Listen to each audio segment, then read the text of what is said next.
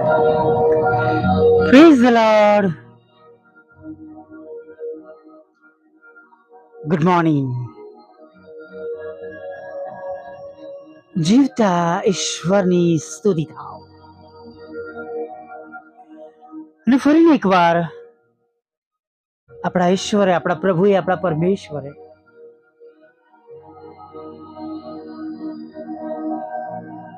આજનો સુંદર નવો દિવસ દેખાડ્યો છે.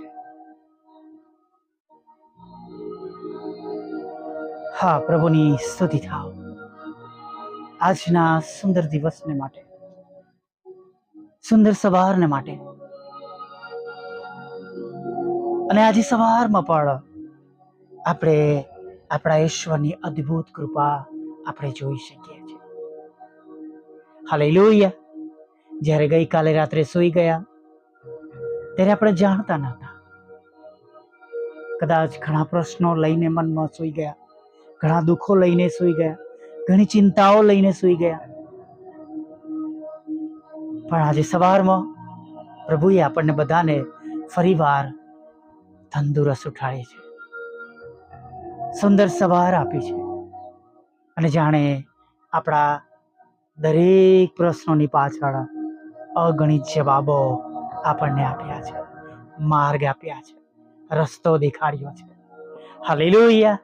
Praise the lord. કદાચ તમારી ને મારી પાસે તો કોઈ પ્રશ્નનો એક ઉકેલ હોય, પણ આપણા પ્રભુ પાસે તો અગણિત ઉકેલ છે. હાલેલુયા.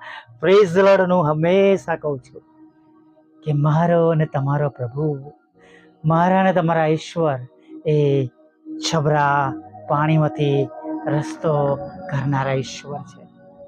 હાલેલુયા. બસ આપણે તેમના પર વિશ્વાસ રાખીને દિવસની, આપણા કાર્યની, મુસાફરીની શરૂઆત કરવાની છે.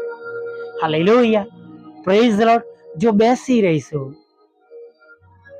દુઃખો, મુશ્કેલીઓ, ચિંતાઓને ગણીને લઈને, તો કંઈ નહીં કરી શકીએ. પણ એ બધાનો ત્યાગ કરીને આપણા કાર્યમાં જોડાઈશું, આપણે વ્યસ્ત થઈશું, તો ઘણી બધી બાબતો ફટાફટ ધીરે ધીરે આપણામાંથી દૂર થતી આપણને દેખાશે, જણાશે. હાલેલુયા. ઘણીવાર એવી શંકાઓ જાગે કે પ્રભુ થશે, નહીં થાય, કેમનું થશે? ઘણા પ્રશ્નો છે, મુશ્કેલીઓ છે, ઘણી બધી બાબતો હશે. પણ મિત્રો, સૌથી અગત્યની બાબત એ છે કે જ્યારે આપણે પ્રભુ પર ભરોસો કરે છે, વિશ્વાસ કરે છે, તેમની પાછળ ચાલે છે, વ્યસ્ત રહીએ છીએ, ઘણા બધા પ્રશ્નોમાંથી આપણે જાતે બહાર આવી જઈએ છીએ. એક દંતકથા એવી છે કે થોમાને ફરીવાર શંકા જાગી. કદાચ મેં કહી હશે, પણ આજે ફરીવાર આપની સમક્ષ લાવવા માંગુ છું.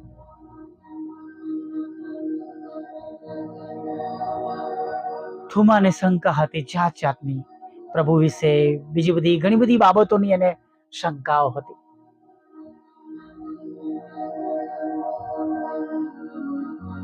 પાઉલની પાસે જવાનું વિચારે છે,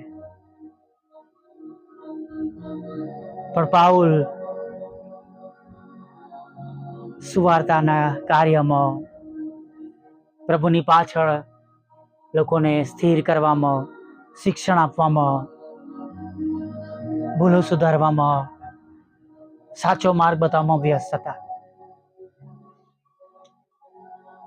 પિત્તરની પાસે જવું,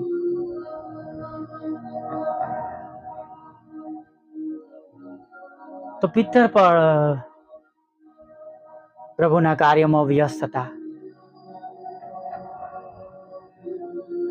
ફિલિપ પણ કહે છે સુવાર્તા લખવામાં વ્યસ્ત હતા. જોપ્પામાં જવું કે દરકાસ બેનની પાસે, તેઓ બીમાર પણ હતા અને એ તો પણ ગરીબોની સેવામાં વ્યસ્ત હતા.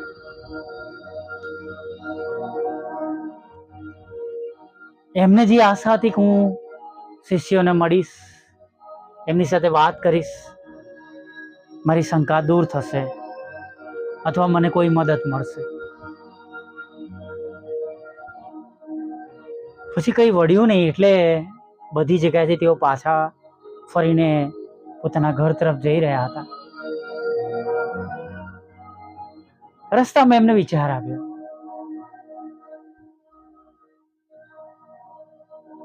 મને જ કેમ શંકા આવે છે?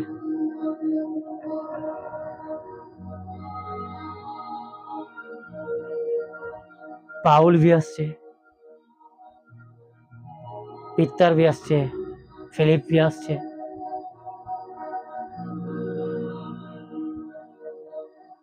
બહેન દરકાસ વ્યસ્ત છે, બધા પોતપોતાના કામોમાં વ્યસ્ત છે. હું એકલો શું કરું છું? હું કંઈ કરી રહ્યો નથી. એટલા માટે આ વિચારો મને ઘેરી વળ્યા છે. અને હું કોઈ કામમાં વ્યસ્ત નથી, એટલે શંકા મને વ્યસ્ત રાખે છે. અને એ જ મિનિટે તેમણે બધી બાબતોને દૂર કરી અને પ્રભુની સુવાર્તાના કામમાં જોડાઈ ગયા. અને ત્યાર પછી તેમના જીવનના અંત સુધી તેમને કદી પ્રભુ ઈસુ વિશે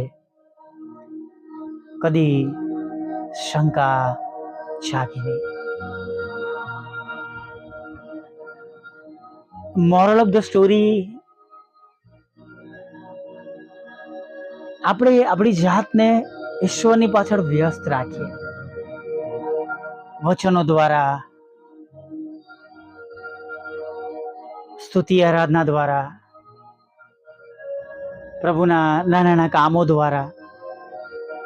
જગતમાં ઘણા બધા જુદા જુદા સુવિચારો હશે, પણ હું કદી સુવિચારોમાં નથી માનતો. ઘણા લોકો આજે પણ એ પ્રમાણે શબ્દો દ્વારા વાતો કરતા હશે, પણ કદાચ એ આ જગત માટે ઉપયોગી હોઈ શકે, પણ આત્મિક જીવન માટે, આપણા જીવનમાં આપણે પ્રભુની પાછળ ચાલવામાં વ્યસ્ત રહીએ, પ્રભુની વાત કરવામાં વ્યસ્ત રહીએ, પ્રભુનો પ્રચાર કરવામાં વ્યસ્ત રહીએ, વિશ્વાસ કરવામાં વ્યસ્ત રહીએ. હાલેલુયા. પ્રાર્થના કરવામાં વ્યસ્ત રહીએ. અને જ્યારે આપણે એવું કરીશું, ત્યારે આપણે જોઈ શકીશું કે આપણે ઘણા બધા પ્રશ્નોથી આપણે ઓટોમેટિક દૂર થઈ ગયા. Praise the lord. હાલેલુયા. ઘણા બધા પ્રશ્નોથી આપણે જાતે જ દૂર થઈ ગયા.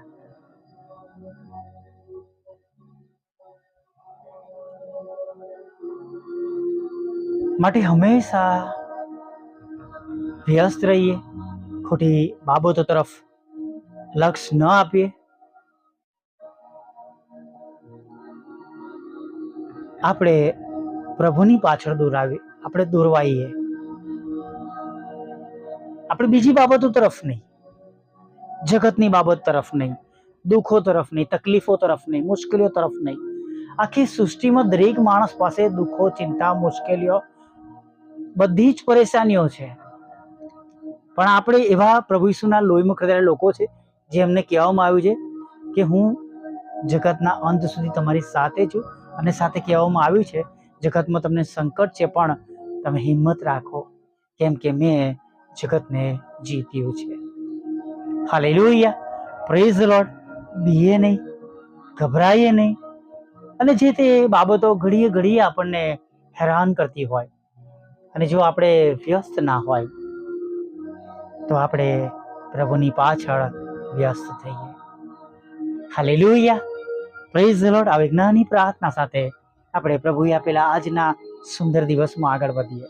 હાલેલુયા. આપણી પાસે આ માસમાં પ્રભુનું બહુ સુંદર વચન છે. આકાશનો ઈશ્વર અમને ફતેહ આપશે. હાલેલુયા. આકાશના ઈશ્વર અમને સફળતા આપશે. સ્वर्ग का परमेश्वर हमारा काम सफल करेगा. The God of heaven will give us success. Praise the Lord. Hallelujah. આવો એ જ વિશ્વાસ સાથે આપણે પ્રભુએ આપેલા આજના સુંદર નવા દિવસમાં આગળ વધીએ. ભલા પ્રભુ, અમે તમારી સ્તુતિ કરીએ છીએ અને તમારો પુષ્કળ આભાર માનીએ છીએ. આજે ફરીને એકવાર એક સુંદર સવારમાં તમારું પવિત્ર અને રોડું નામ લેવાને માટે તમે આ સમય આપ્યો, તક આપી, અમને જીવતાઓની ભૂમિ પર તમે રાખ્યા. Thank you lord, thank you lord, thank you lord, thank you lord.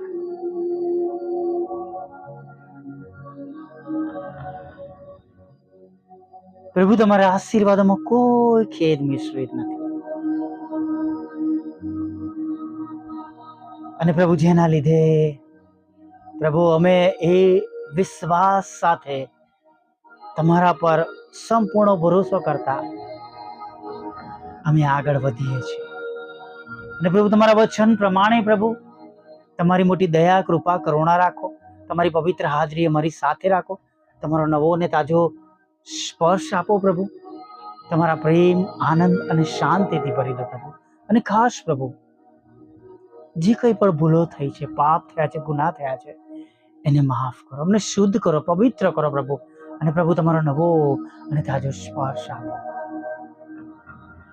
પ્રભુ. જેમના મન અશાંત છે, દુઃખી છે, અશાંતિ અનુભવે છે, લોકોના લીધે, કુટુંબના લીધે, પરિવારના લીધે, જોબના લીધે, બિઝનેસના લીધે, વહાલાના લીધે, વહાલાના વિયોગના લીધે, કે શૈતાન શત્રુના લીધે પ્રભુ, તેમના મનને તમે શાંતિ આપો. તમે તેમનો કંટ્રોલ લો પ્રભુ.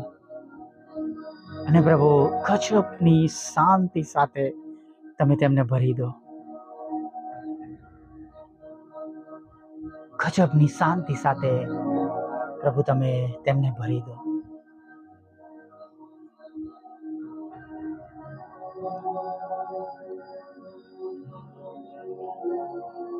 પ્રભુ, અત્યારે તમારી આગળ નમ્યા છે પ્રભુ, ત્યારે જેઓ તમને મળવા માટે આવ્યા છે એ સર્વ પર તમારી મોટી દયા અને કૃપા અને કરુણા કરો.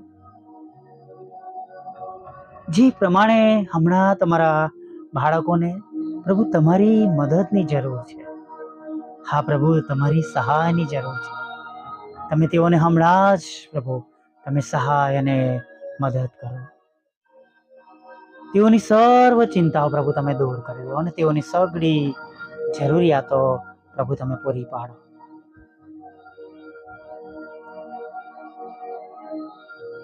પ્રભુ, અત્યારે એવા લોકોને પણ અમે તમારી પાસે લાવીએ છીએ જેમને એક યા બીજા કારણે ગેરમાર્ગે દોરવામાં આવ્યા છે પ્રભુ.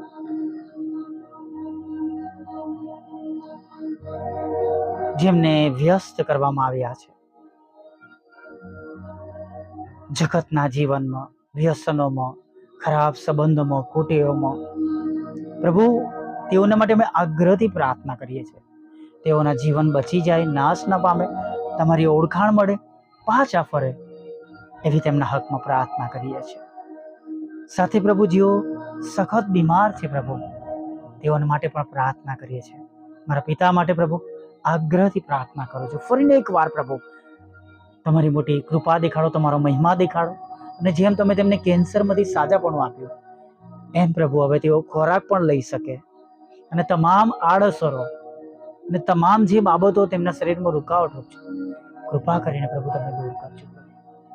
ભાઈ બેન્જામિનને પ્રભુ તમે સારી તંદુરસ્તી આપો અને હાલની સર્વ તેમની મુશ્કેલીઓ, ચિંતાઓ અને પ્રભુ જે કંઈ તેમની તકલીફ છે તમે દૂર કરો પ્રભુ.